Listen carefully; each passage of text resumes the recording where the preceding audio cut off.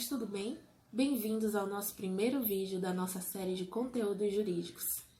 Hoje nós vamos falar de um tema muito polêmico, um tema que abalou o Brasil nos últimos dias, que foi a soltura do ex-presidente Luiz Inácio Lula da Silva. Por que Lula foi solto? Teria o STF cometido alguma espécie de aberração jurídica? Mas como assim estava preso, condenado e agora está solto? Essas e outras dúvidas nós vamos tirar aqui nesse vídeo. Fique de olho.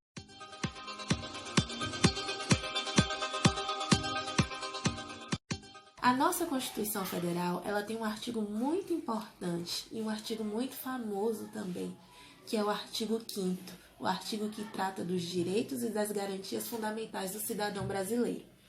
Nesse artigo, no seu inciso 57, nós vamos ter a seguinte garantia: ninguém será considerado culpado até o trânsito em julgado da sentença penal condenatória. Isso mesmo, meus amigos, guardem essa expressão, trânsito em julgado. Isso porque é importante você saber que o trânsito em julgado de uma sentença nada mais é do que o fim de um processo.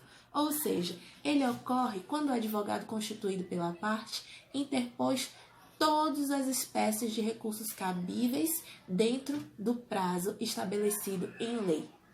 Então, muito embora você não concorde com a decisão do STF, que culminou na soltura do ex-presidente Lula, o STF não cometeu nenhuma espécie de aberração jurídica.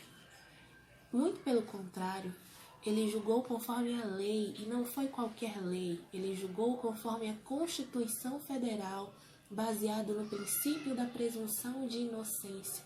Ou seja, mesmo condenado em segunda instância, enquanto houver recursos pendentes de julgamento, o réu deve aguardar em liberdade. Nesse caso, o presidente Lula está aguardando em liberdade. Muito embora o STF tenha julgado lindamente, com base na Constituição Federal, com base nos princípios, existe uma distância muito grande entre o que a lei diz, mesmo essa lei sendo a Constituição Federal, e a prática jurídica.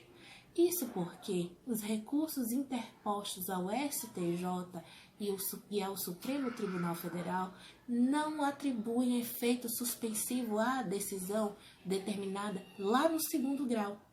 Não determina. Ou seja, o presidente Luiz Inácio Lula da Silva e todos os réus que estiverem pendentes de julgamento em recurso no STJ ou no STF continuam condenados, porque esses recursos não trazem efeito suspensivo às decisões que já foram proferidas. Outra coisa, o STJ nem o STF não julga matéria de fato, eles não julgam o que aconteceu, eles não julgam matéria de direito. Ou seja, se o presidente Lula e os demais réus que se utilizarem dessa decisão estão certos ou estão errados. Pelo contrário, o STF julga se o processo correu de forma constitucional. Além disso, ainda é importante frisar que menos de 1% dos recursos interpostos no STF têm as suas decisões reformadas. E menos de 30% das sentenças são reformadas pelo STJ. Além disso, devemos levar em consideração o tempo que demora para que esses processos, esses recursos, melhor dizendo, sejam julgados.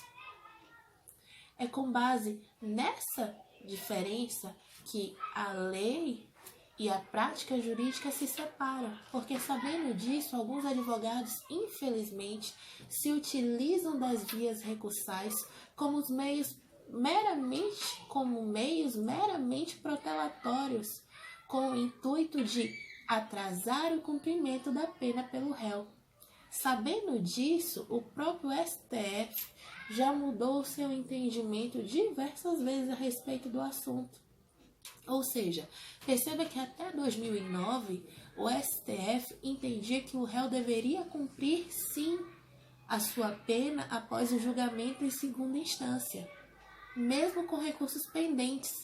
Após 2009, quando ainda se arrastavam os processos oriundos do mensalão, o STF passou a entender de modo diverso, dizendo que não, Os réus deveriam aguardar em liberdade até o trânsito em julgado da sentença, ou seja, até que fossem julgados todos os recursos. Com isso, diversos réus do mensalão foram beneficiados. Em 2016, o STF altera o seu entendimento outra vez, determinando que os réus deveriam ficar presos após a condenação em segunda instância.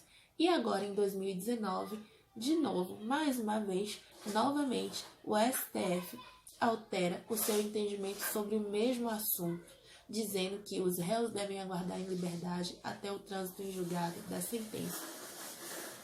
A pergunta que não quer calar nas nossas mentes é: que segurança jurídica é essa que nos passa a Suprema Corte a alterar uma decisão sobre o mesmo assunto diversas vezes?